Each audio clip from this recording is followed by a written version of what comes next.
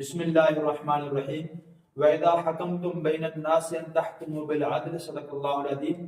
سامعین محترم، آپ جانتے ہیں کہ 27ویں ترمیم کے بل کو منظور کر لیا گیا ہے، جو کہ وہ بل انصاف کے بھی خلاف ہے، قانون کے بھی خلاف ہے اور شریعت کے بھی خلاف ہے۔ آپ جانتے ہیں ملک پاکستان کی عظیم شخصیت مفتی محمد تقی عثمانی دامت برکاتہ العالیہ نے اس بل کی مذمت کی ہے اور فرمایا اسلام میں کوئی بھی عہدہ، کوئی بھی شخص ایسا نہیں ہے جو عدالت کی کارروائی سے بالا تر ہو۔ اور آپ جانتے ہیں قرآن کے اندر بھی یہ فرمایا وَإِذَا حَكَمْتُمْ بَيْنَ النَّاسِ أَن تَحْكُمُوا بِالْعَدْلِ کہ جب تم لوگوں کے درمیان فیصلہ کرو تو عدل کے ساتھ کرو، اس میں امیر غریب برابر ہے، طاقتور اور کمزور برابر ہے۔ آپ جانتے ہیں ملک پاکستان اسلام کے نام پر حاصل کیا گیا، تو اس کے اندر قانون بھی اسلام ہی کے موافق ہو اور مطابق ہو، جب جا کر آپ اس ملک پاکستان کے اندر خیر و برکت کی فضا قائم کر سکتے ہیں۔ اگر چند لوگ اس پہ جبری طور پہ مسلط ہو جائیں اور اپنے لیے جبری قانون بنا لیں تو یہ ملک پاکستان کی بقا کے لیے نقصان دہ ہے۔ آپ جانتے ہیں ملک پاکستان کی بہت بڑی جماعت جمعیت علماء اسلام نے کھل کر مذمت کی ہے، دیگر کچھ حضرات ہیں جن لوگوں نے اس کی مذمت کی ہے۔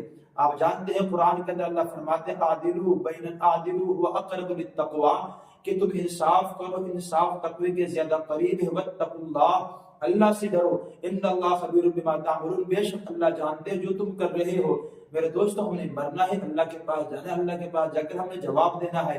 یہ ملک پاکستان تمام لوگوں کا ملک ہے یا چند لوگوں کا ملک ہے؟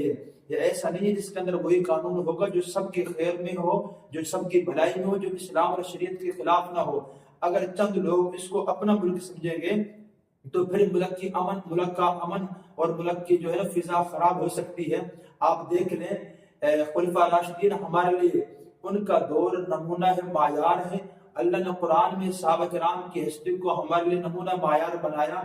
خلفاء راشدین کے زمانے کے اندر بھی عمر فاروق رضی اللہ تعالیٰ عنہ کے دور خلافت میں بہت سے لوگوں کو معزول کیا گیا، تھوڑی سی کمی کمزوری دیکھی معزول کر دیا۔ سیدنا عثمان غنی رضی اللہ تعالیٰ عنہ کے دور میں بھی کچھ لوگوں کو معزول کیا گیا، انہوں نے یہ عمل کر کے بتا دیا انصاف انصاف ہے، عدل عدل ہے۔ اگر آپ انصاف اور عدل نہیں کر سکتے تو پھر ملک پاکستان کے اندر امن قائم نہیں ہو سکتا۔ اس لیے قانون سب کے لیے برابر ہونا چاہیے۔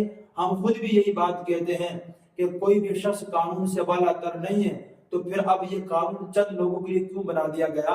یہ اسلام کے، شریعت کے اور آئین کے خلاف ہے۔ علامہ اقبال رحمہ اللہ تعالیٰ فرمایا کرتے تھے ایک ہی صف میں کھڑے ہو گئے محمود و ایاز، نہ کوئی بندہ راہ نہ کوئی بندہ نواز۔ اسلام تو ہمیں اس چیز کا درس دیتا ہے، مساوات کا، برابری کا درس دیتا ہے۔ میرے دوستو، اللہ سے دعا ہے اللہ اس ملک پاکستان کو اپنے حفظ و امان میں رکھے، اللہ اس کو تا قیامت شاد و آباد رکھے۔